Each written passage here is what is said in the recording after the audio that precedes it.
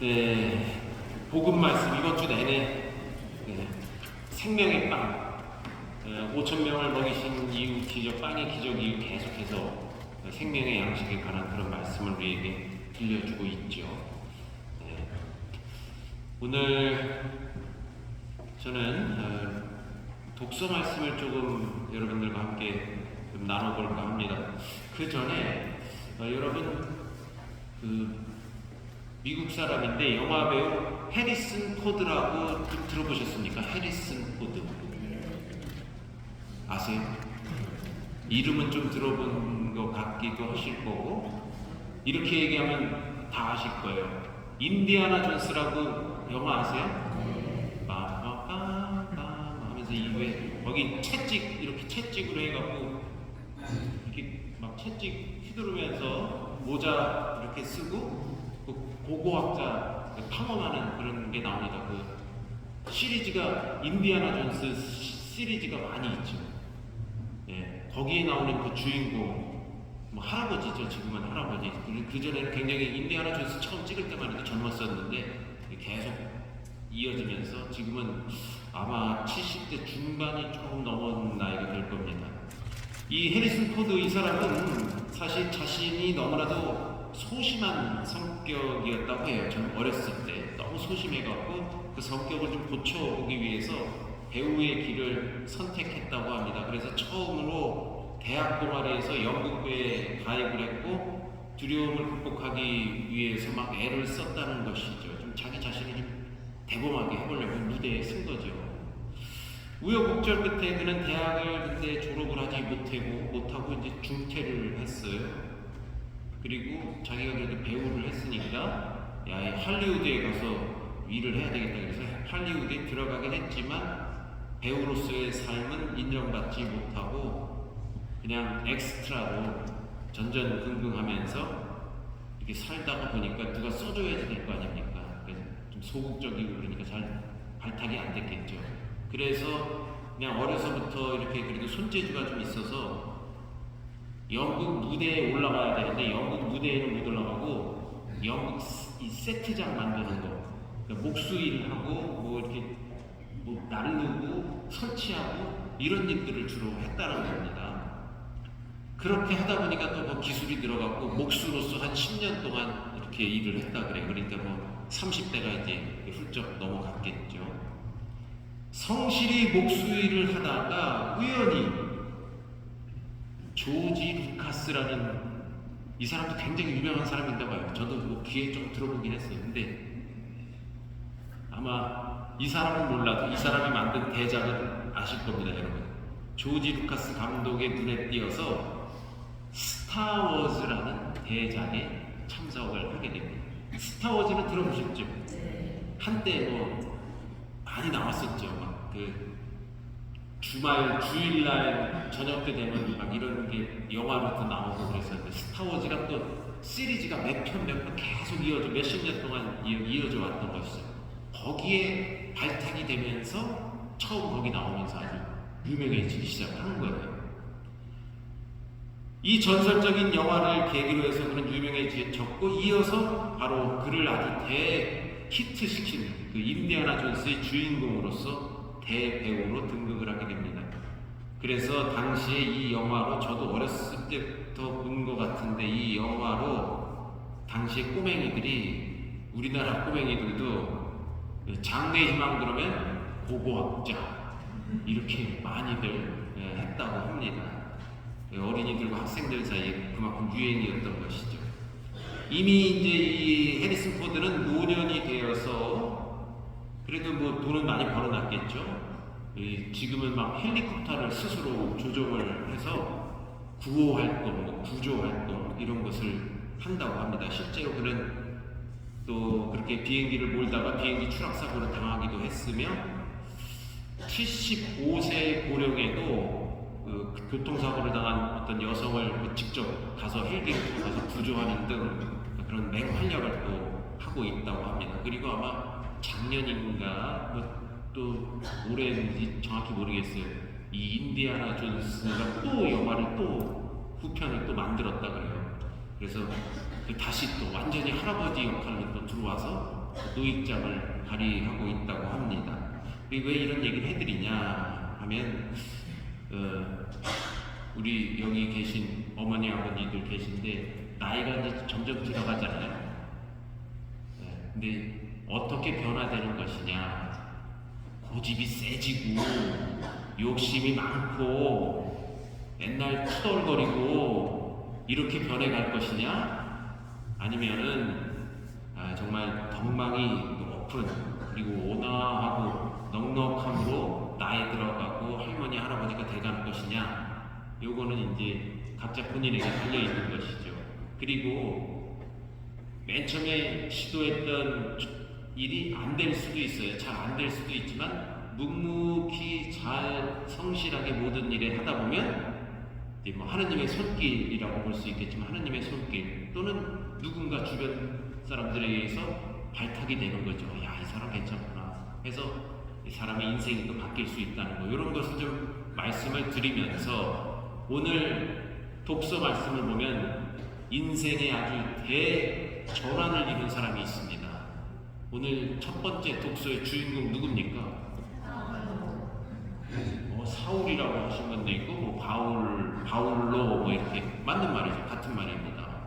이름이 이제 사울에서 바오로 사도로 이름이 바뀌게 되는데 오늘 바로 이 바오로 사도의 인생 대역전, 대변화가 생기죠. 이 하느님의 부르심을 받고 쓰러졌어요. 앞이 안 보이게 됐죠. 누가 고쳐주죠? 하느님이 고쳐줘요. 하나니아스라는 인물이 등장을 하는데 눈이 멀었다가 비늘 같은 게 떨어져서 다시 눈이 보였다. 구약성서에도 이런 눈 뜨는 사람 하나 나오는데 그렇죠. 이게 그래서 제가 왜 굳이 말씀을 드리냐면 우리가 이제 성서를 쭉 읽다 보면 그래서 구약 신약을 이렇게 기억해내는 거예요. 그렇지? 토비트서를 보면은 이 토비트가 낮잠 자다가 처마 밑에서 낮잠을 자고 있는데 참새라고 해요. 참새가 그냥 똥을 싸갖고 여기 떨어졌는데 눈이 멀었다는 거예요. 그죠? 그래갖고 아들이 그 물고기 쓸개를 이렇게 갖고 와갖고는 아버지 비늘 같은 게 떨어지면서 아버지가 다시 눈을 뜨는 그런 장면이 나오죠. 그래서 그런 것과 같이 우리가 성서를 어느 정도 지식을 좀 갖고 있으면 이렇게 저렇게 같이 연관시켜서 보면 맞아 이런 얘기가 있지 하고 같이 매칭을 시켜보면 더욱 좀 풍성하고 재밌게 볼 수 있죠. 자, 루카는 바오로의 회심 사건을 사도행전에서 3번 언급합니다. 이 성서학자들 3-4번 엄청 좋아해요. 베드로 몇 번 모른다고 했어요? 예수님을 모른다고 3번. 예수님도 똑같이 3-4번으로 딱 공격을 하시죠. 너 나를 사랑하느냐? 너 진짜 남들보다 사랑하느냐? 너 정말 날 사랑하느냐? 3번 물어보시죠. 3-4번 아주 좋아합니다. 제가 마지막에 3-4번 또 나오는 거 또 하나 말씀드릴 건데, 자, 바오로의 얘기는 이 사도행전에서 자기가 눈이 멀고 다시 눈을 뜨게 하고 하느님이 나를 부르신 거를 3번 언급을 해요. 오늘 우리가 들은 이 이야기, 이 9장의 이야기는 그러니까 이게 어떻게 보면 루카의 사도행전 저자의 어떤 테크닉이면서일 수도 있고 의도일 수도 있는데 이 루카는 상황에 따라서 9장의 기록은 바울로가 3인칭 단수로 등장하는 그의 객관적인 전기이고 두 번째, 세 번째는 22장, 26장 이렇게 그렇죠. 볼펜으로 써두세요. 바로 가서 찾아보시면 됩니다. 쓰시는 분이 많아요. 그래서 말씀드리는 거예요. 22장, 26장에 또 나오는데 여기서는 1인칭, 그러니까 내가 주어가 나예요. 내가 이런 일이 있었다. 내가 이렇습니다. 하고 이렇게 얘기합니다. 오늘은 제3자가 밖에서 바라보는 이 사울에게 일어난 일을 전했지만 뒤에 후반부에 가면 나는 이렇게 해서 눈이 멀었다가 이렇게 해서 하느님의 사람으로 됐습니다 하고 자기가 얘기를 합니다. 22장과 26장. 그러니까 자기 변론의 형태를 취합니다. 22장은 자기 동족에게 변론이고 26장은 아그리빠와 페스토, 베르니게 앞에서 변론합니다. 루카가 반복 보도하는 이유는 독자로 하여금 매우 중요한 사건을 마음속 깊이 간직하여 잊지 않도록 하기 위해서 이것을 3~4번 언급한다고도 볼 수 있겠죠. 중요하니까 3번 하겠죠. 3번 연속 딱딱딱 힘주어서 이 사건을 우리에게, 바로 여러분에게 또 한 번 들어봐라, 또 한 번 들어봐라, 또 한 번 들어봐라 이야기를 하고 있는 것입니다. 문제의 핵심은 바오로가 전혀 원하지 않았고 예측하지도 못했던 이방인 선교를 주님 자신이 결정하여 바오로에게 맡기셨다는 사실입니다. 이제 사도행전 이제 후반부로 가면서 바오로 사도의 활약상이 사도행전에 쫙 나오게 되죠. 그 예루살렘, 이스라엘이 아닌 바깥쪽. 그러니까 참 오묘하게도 박해라는 것을 계기로 해서 요 안에 이스라엘 요 안에 있던 것이 전국으로 퍼져나가는 거고, 박해했던 그 사람의 손과 발과 그의 입을 통해서, 박해했던 사람을 통해서 말씀을 세상으로 전파시킵니다. 하느님은 참 오묘하시죠. 어떻게 박해했던 사람을 불러서 당신 말씀을 요 안에도 아니고 밖으로 그렇게 전파하실까? 하느님은 참 오묘하십니다. 성서의 어떤 매력이기도 합니다. 그 매력이 하느님의 매력이기도 하죠. 사실 스테파노를 죽이는데 이 사울은 가담을 했고 조직적으로 그리스도를 박해하는데 열을 올린 사람이었습니다. 그러나 부활하신 주님의 압도적 힘에 의해서 이방인 선교의 주역으로 선택이 되는 것이죠. 인간의 판단과 결정이 아닌 하느님의 의지와 계획, 이것을 우리가 묵상해 볼 수 있습니다. 앞서 말씀드렸던 이 영화배우 해리슨 포드라는 사람도 그런 그의 인생을 또 이게 그냥 자기가 의지하고 계획했던 대로 되는 게 아니구나, 이렇게 보면 여러분들 그 지나온 삶을 보면 내 뜻대로 내 마음대로 이렇게만 되는 것이 인생이 아니구나 하는 것을 아마 좀 느끼실 수 있을 것 같습니다. 그렇습니다. 누구에게나 어떤 일이 일어날 수 있습니다. 또 실패할 수도 있죠. 그러나 자책하고 실망할 필요는 없습니다. 크고 작은 장애물을 넘으려 애쓰면서 나는 더욱 단단해지고 성실해지는 것이죠. 그리고 거기에서 강점, 나의 잘하는 점을 발견하고 키우는 것입니다. 이렇게 될 때 그는 큰 인물로 성장하게 되는 것이죠.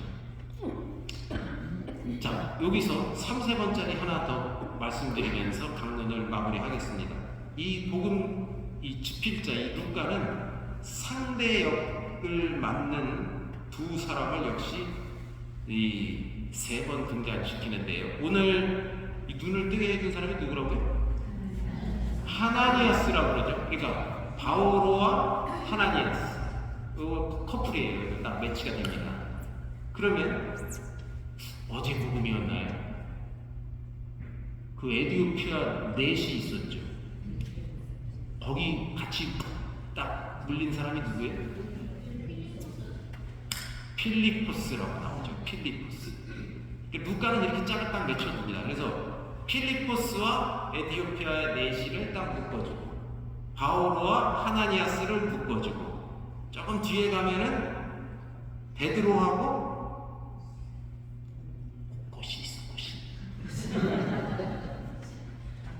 고르넬리오라는 인물을 등장시킵니다. 야, 이거 저 하늘에서 이게 뭐 온갖 저 부정탄 짐승들이 내려오는데 이걸 다 잡아먹어도 된다. 그래서 그 율법에 얽매일 필요가 없다 하는 것을 가르쳐주기 위해서 고르넬리우스라는 사람을 등장시킵니다. 이처럼 딴딴딴 베드로와 고르넬리우스까지 세트로 딱딱딱 해서 3개를 루카가 또 그런 활약상을 우리에게 전해주고 있다는 사실도 여러분들 알고 가시면 좋을 것 같습니다.